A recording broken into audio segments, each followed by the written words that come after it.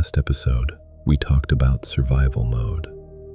We talked about stress as a biological takeover, a nervous system shift, a state that narrows your thinking, changes your chemistry, and slowly turns protection into personality.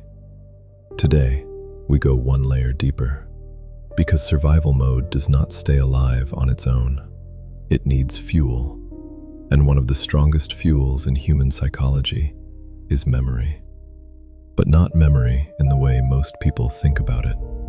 Most people think memory is the mind looking backward, a picture, a file, a record. But biologically, memory is much more dangerous than that. Memory is not just recall. Memory is reliving. And once you understand that, you begin to understand why some people cannot move forward, even when the event is over. Why some bodies remain trapped in a past that no longer exists. Why some personalities are not built by choice, but by repetition. And most importantly, you begin to see why the future keeps looking like a variation of the past. Let's begin with something simple. Imagine a person who experienced a devastating emotional event, a shock, a betrayal, a loss, a humiliation, a trauma they never fully processed. The event ends, the room changes, the people leave, the calendar moves on. From the outside, time passes, but inside the nervous system, something else happens. The event gets encoded, not just as a story, as chemistry, as wiring, as sensation, as association, as meaning. That is what makes emotional memory so powerful. When an experience carries enough emotional charge, the brain does not store it like ordinary information. It brands it. It flags it as important. And the stronger the emotional intensity, the more tightly the brain links the details, the place, the people, the sound, the feeling, the body state, the internal reaction. Now the event is no longer just something that happened. It has become a pattern. And patterns do not stay in the mind alone. They live in the body. This is where people misunderstand memory. They think memory is mental, but emotional memory is neurochemical. The moment you remember a painful experience with enough intensity, you do not simply think about the past. You biologically revisit it. The same networks begin to activate. The same associations begin to fire. The same chemistry begins to circulate. Your heart rate can shift. Your breathing can change. Muscles can tense. Your stomach can drop. Your jaw can tighten. Your mood can darken. Nothing is happening in the outer environment, and yet your body responds. Why? Because your body is not responding to the clock. It is responding to the signal, and the signal is the memory. This is one of the most important truths in neuroscience and identity work. The brain can recreate the chemistry of an experience without the experience happening again. That means a person can be physically safe and still emotionally relive danger. A person can be in a quiet room and still feel threat. A person can be loved and still feel abandoned. A person can be free and still feel trapped, not because they are irrational, but because the nervous system is replaying a program. Now think about what happens if that replay does not happen once in a while. Think about what happens if it happens every day. Every morning, the person wakes up and remembers. Every conversation triggers association. Every reminder opens the same circuit. Every retelling deepens the same emotional groove. Now memory becomes rehearsal, and rehearsal changes biology. What fires together, wires together. If the same emotional memory is activated again and again, the neural pathway becomes more efficient, more automatic, more accessible, more dominant. This is why the same thought can arrive faster over time. The same emotion can feel immediate. The same reaction can feel inevitable. The system has been trained. You are no longer choosing the pattern in real time.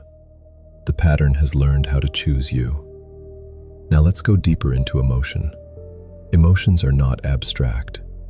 They are not vague energies floating somewhere in the mind. They are chemical states.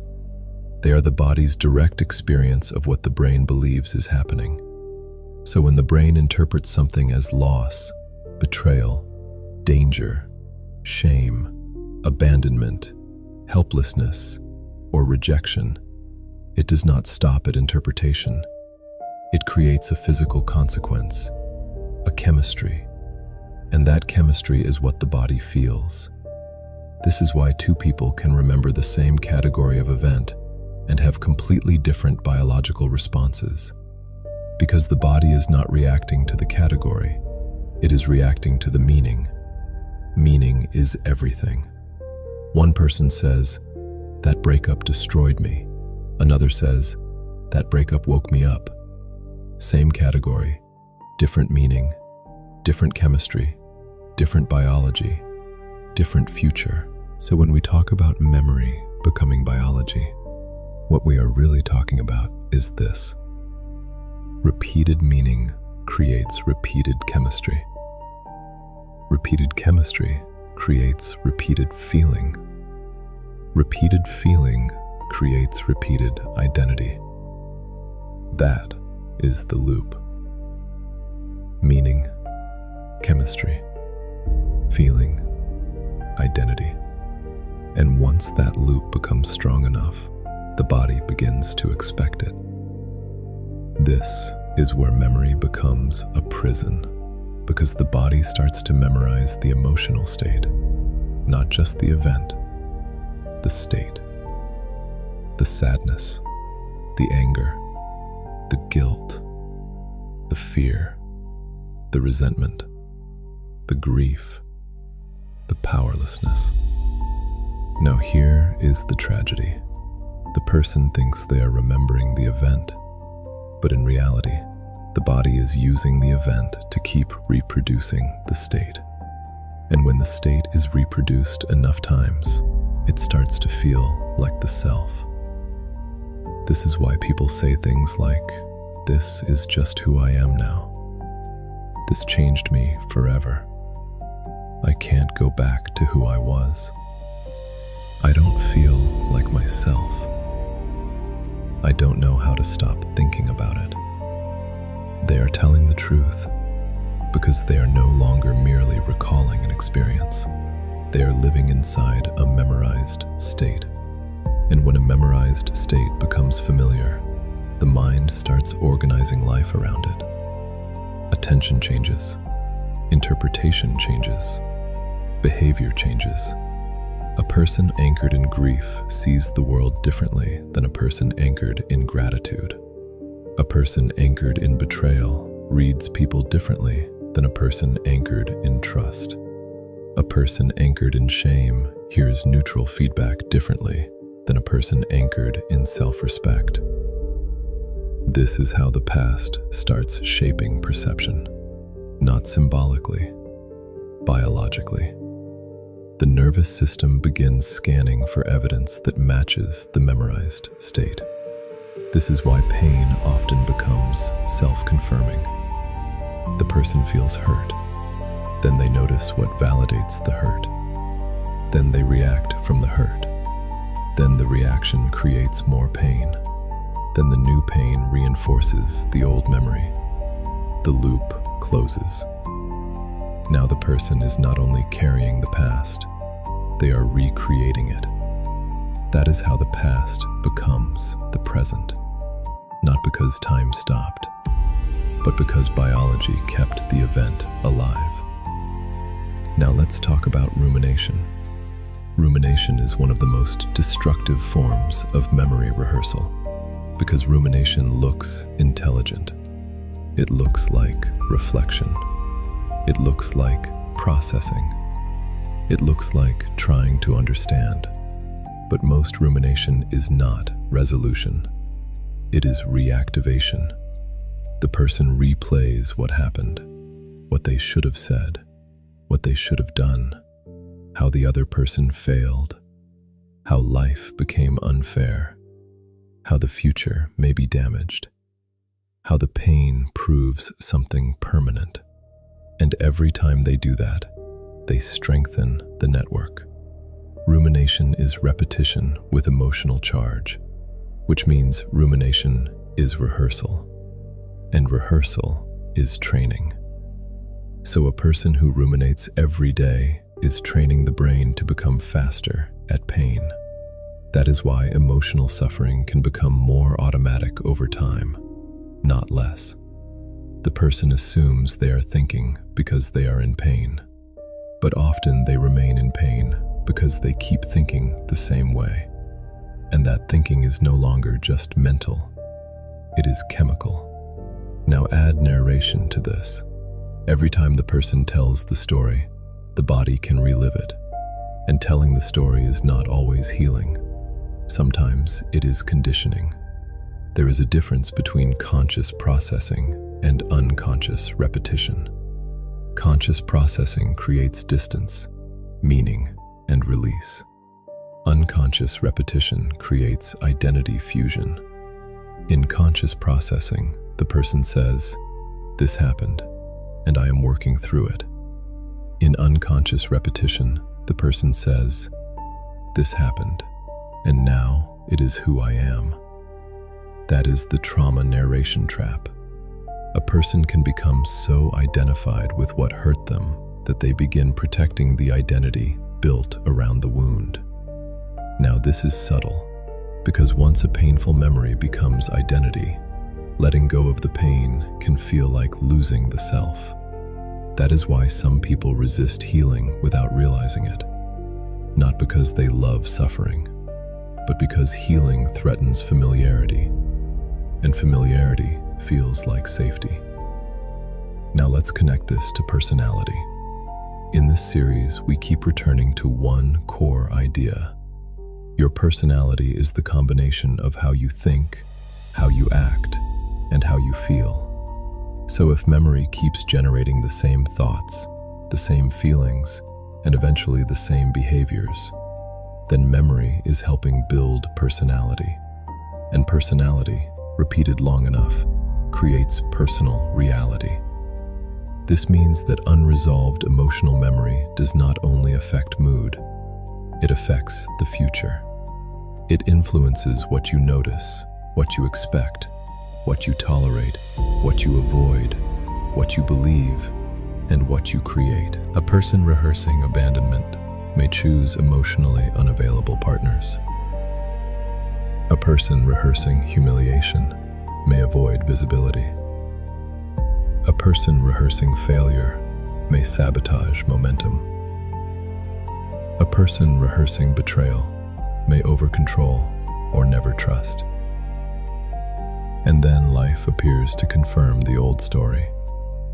The future begins to resemble the past.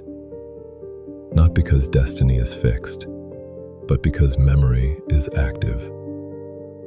This is why people say, "Why does this keep happening to me?" Sometimes the deeper question is, what state am I unconsciously rehearsing that keeps making this familiar? Now I want to be very clear. This is not blame. This is not saying people cause every painful event. Life is complex. Trauma is real. Injustice is real. Loss is real. But once the event is over, there comes a point when the body may continue the event, even if the world is no longer doing it. And that is the point where power returns. Because if the body can learn the past, it can also learn a future. That is the turning point. The nervous system is trainable. Identity is trainable. Emotional memory is powerful, but it is not permanent. Now, how do you begin interrupting the loop? First, you stop calling all remembering truth. Not every remembered feeling is an accurate reading of the present. Sometimes it is just old chemistry. Second, you build awareness at the level of state, not just thought, state. Ask, what state am I in right now? What emotion is organizing my perception? What memory might this state belong to? This question alone creates separation. Third, you interrupt rehearsal. When you catch yourself replaying an old scene, stop trying to argue with it for a moment. Do something more fundamental. Shift the body. Slow the breath. Relax the jaw. Soften the belly. Open peripheral vision. Lengthen the exhale. Why start with the body? Because the memory loop is not only in the mind, it is in physiology, and physiology responds to signal. Fourth, reduce emotional storytelling in moments of activation. This is important. You do not heal by repeatedly proving to your body that the wound still owns you. Sometimes true healing begins when you stop feeding the state with narration. That doesn't mean denial. It means discernment. You process intentionally. You do not relive compulsively. Fifth, begin introducing the body to new chemistry. This is where elevated emotion becomes powerful. Relief, gratitude, compassion, calm confidence, hope, even a quiet sense of possibility. These states are not superficial. They are biological instructions. When practiced consistently, they become new reference points for the nervous system. And the nervous system needs reference points. It cannot live on philosophy alone. Now let me give you a practical framework for this episode. I call it the reset method. Recognize, exit, soften, elevate, train. Recognize the loop. Say, this is memory reliving itself. Exit the narrative. Stop telling the story internally for one moment. Soften the body, jaw, shoulders, belly, hands, breath. Elevate the chemistry. Choose one state that belongs to the future, not the past. Maybe relief, maybe gratitude, maybe quiet strength. Then train it. Repeat daily, not once, daily. Because repetition built the old self. Repetition will build the new one. And this is the final point I want to leave with you. Most people are waiting for life to change so they can feel different. But emotional memory does not work that way. If the body remains loyal to the past, it will keep interpreting the present through old chemistry, which means the person will keep creating from yesterday. So the order must reverse. You begin teaching the body a new state before the outer evidence fully arrives. That is not delusion. That is training. That is identity work. That is how you stop carrying the past into every room. And once the body stops reliving the past, space opens. Imagination returns. Choice returns. Perspective returns. Possibility returns. That is why this episode matters. Because freedom does not begin when the memory disappears. Freedom begins when the memory stops controlling your biology. In the next episode, we go to the third pillar. We move from memory to transformation. We explore how identity is rewritten through intention, elevated emotion, breath, attention, and embodiment. Not theory, practice. Not wishful thinking, training. Because once you understand how memory built the self, the next question becomes obvious. How do you build a new one? I'm Dr. Vijay Arora. This is Mind Uncovered. And remember, the past is powerful, but only repeated rehearsal turns it into fate. You are not your memories. You are the patterns you continue to energize. And patterns can be changed.